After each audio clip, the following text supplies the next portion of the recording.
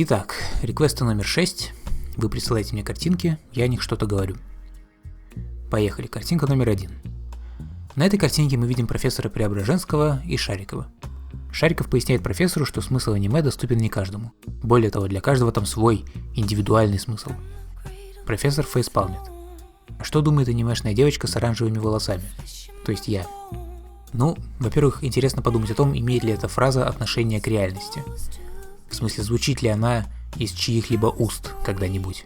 Вообще. Или это такая тролльская антианимешная сатира, доведение до абсурда любого мнения, отличного от аниме говно. Мне кажется, что это реальность. То есть я вполне могу представить какую-то малолетнюю любительницу Наруто, пишущую эту фразу в комментах на ютубе. Вполне. Дискредитирует ли аниме наличие таких индивидов? Безусловно. Делает ли оно аниме говном? Нет. Смысл аниме доступен не каждому. Более того, для каждого... То есть в аниме, как и в любой другой медиа, есть хорошее и плохое.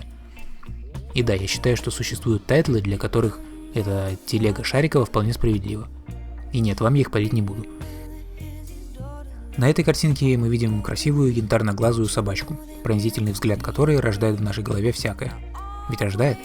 Стало быть, собачка эта занимается разминированием заминированных мин. То есть, подождите, она находит мины, я правильно понимаю? Сама она их не разминирует. Видимо, ее запускают в предположительно заминированный кинотеатр, она ищет, и если находит, лает. У нее хватает ума не трогать находку. А потом прибегают люди, и им уже не хватает ума не трогать. Так или иначе, в чем суть этой картинки? Видите, человек отправляет ее к бомбе. Он дрессирует ее, воспитывает, курит с ней, пьет чай, дает кусочек котлетки, а потом отправляет к бомбе. А собака, нужно понять, она просто тупо привязана к человеку и поэтому слушается его. Или у нее есть какое-то там чувство долга своеобразное, осознание того, что она делает, или для нее это то же самое, что приносить человеку палку в парке, когда они гуляют, и он кидает ей палку. Так или иначе, эта фотография, конечно, заставляет нас думать, что собака эта разумна и все понимает, и любит, и верит, и лучший друг человека. На этой картинке мы видим мужчину средних лет. Мужчина этот толстоват. Он сидит на диване, пьет пиво и смотрит телевизор. Либо слушает радио. Вот слева можно увидеть приемник с вытянутой антенной.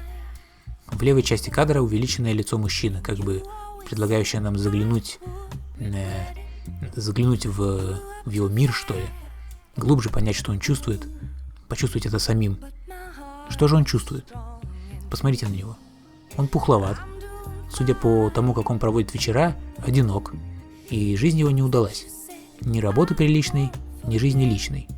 Лицо его выражает, я бы сказал, что это уже постдепрессия. То есть уже нет боли, нет там истерики, отчаяния, только вселенская усталость и безразличие. Ему все равно. Только смерть спасет его. Тут уже ничего не исправить. Мне нравятся обои. Так, котик с расширенными зрачками сидит на книге «Краткая история вселенной.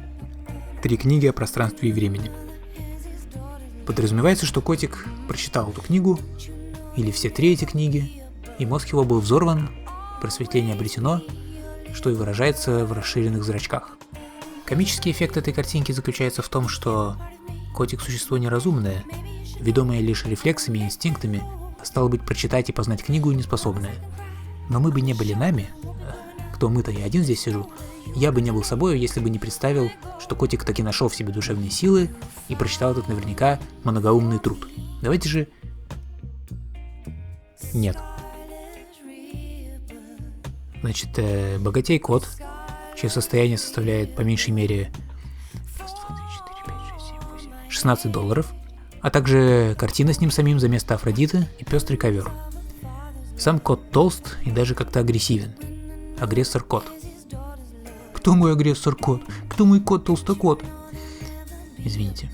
Не знаю, каким образом богатей-кот заработал свое состояние, но полагаю, что даже такая безвкусица и несдержанность в тратах имеют право на существование, если ты тратишь честно заработанные деньги. Знаете, все эти фотографии с какими-то богатыми мужиками в шубах у золотых роялей, Противно, конечно, на все это смотреть, но если ты действительно заработал, так трать как хочешь. Бог тебе судья. Кто мой рыжеват кот? На этой картинке мы видим Уныл-тян, обнимающую Анонимуса. Анонимус краснеет сквозь бумажный пакет на его голове. Судя по композиции кадра, я бы сказал, что он и она не пребывают в длительных романтических отношениях. Скорее всего, эта картинка являет извечную мечту человека о том, что его любимая анимешная девочка вывалится на него из монитора. Почему Уныл-тян так любит Анонимуса? Картинка подразумевает, что именно она является инициатором срамной активности, которую мы видим. Так вот, почему? Мне хочется думать, что маскоты Imageboard являются своего рода богами, любящими свою паству. Ты заходишь на любимый сайт, рисуешь и постишь картинки с его маскотами, придумываешь им характеры, пишешь истории про них, а они, маскоты, чувствуя твою любовь, любят тебя назад. Это ведь прекрасно. Это прекрасно. Будь то милые девочки или токарев или лирические, это кругом прекрасно, когда у тебя есть какие-то воображаемые друзья и кумиры. Их не существует, но ты их любишь. И любовь твоя, твои чувства делают их реальными. На каком-то плане реальности. Это не любите, я становлюсь настоящим.